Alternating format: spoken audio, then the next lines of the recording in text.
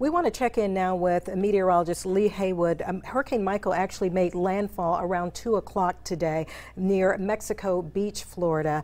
And Lee is standing by with the very latest on the situation right now. That is absolutely right, Tina. Matter of fact, it made landfall with winds of 155 miles per hour. If you're familiar with the Saffir-Simpson wind scale, that is only 2 miles per hour shy of a Category 5. And we've only had 3 Category 5s since records have began to make landfall. So it will be interesting to see how this all pans out. But it was an extremely dangerous hurricane. It made landfall, as you said, around Mexico Beach. Right now, it is tracking pretty quickly off to the north-northeast at about 15 miles per hour. You can see the center of circulation is right on the edge of the Alabama, Georgia, Florida border. So here's the center. One thing to notice that the eye is a little less clear than it was a couple of hours ago.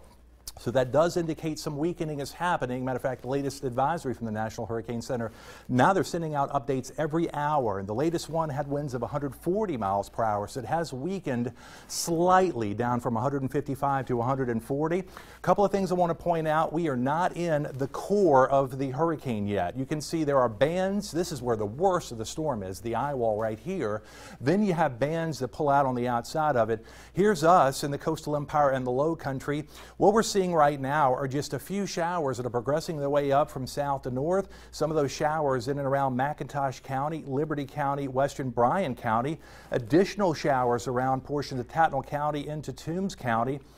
One cell I do want to point out to you, though, as we go south of our local area, we do have a tornado warning that is now in effect. This is for Pierce, also Brantley, back toward Ware County. This is going to be in effect for the next 30 minutes or so, and I want to show you this cell is moving to the north at about 45 miles per hour. These are some position locations expected to be near Hoboken at 434, Pierce County. As you can see, Hospital at 443, 457 near Martian, and Rich at 507. So this is moving its way very fast to the north.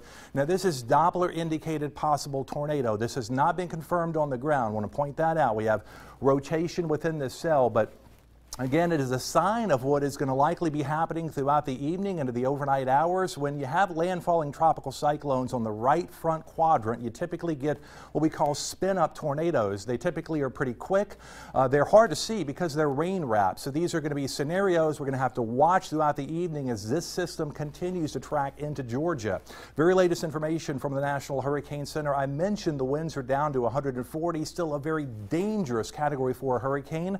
Moving faster to the north-northeast at about 15 miles per hour. Pressure has actually risen. That is a good sign. We want to see that pressure continue to rise, and it will, indicating a weakening with the system. So where's it going? It's going to be moving tonight north-northeast at a quicker pace across Georgia. Now I want to point out this is the 7 a.m. position tomorrow morning of what we think will be Michael is a tropical storm. So throughout much of the night as it tracks across south central, southwestern Georgia, it's going to remain a hurricane as it weakens.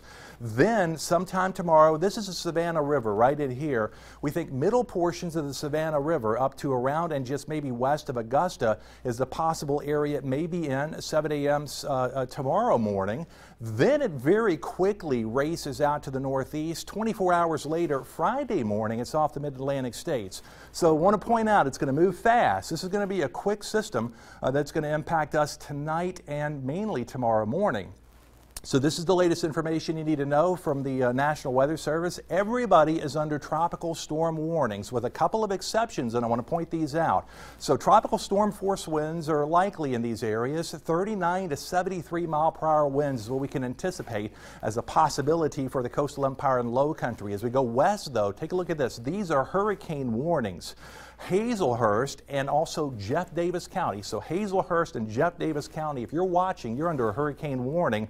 Also Wheeler and Montgomery counties west of Montgomery County is under that hurricane warning. You can see tropical storm warnings to the east. So just a couple of far inland counties under that hurricane warning. Everybody else tropical storm warnings. So one last thing to mention here, tornado watch is in effect. This is through 2 a.m. This means that at any point between now and 2 a.m., we have the possibility for getting these isolated spin-up tornadoes, and it is very possible that these could be extended beyond 2 a.m. Notice the low country of South Carolina not currently under tornado watches. Tornado watches south of the Savannah River, and this includes all of southeastern Georgia. So that's the latest from the Weather Center. Of course, we'll have much more. Chris Allward getting ready for the show, and we'll have much more coming up at 5. And of course, if tornado warnings are issued for our area, we'll break in earlier. Back to you, Tina and Ben. All right, Lee, thank you. We want you to stay with News 3 on air and online for the latest on Hurricane Michael. We return you now to regular programming, and we'll see you for First News at 5 in about a half hour.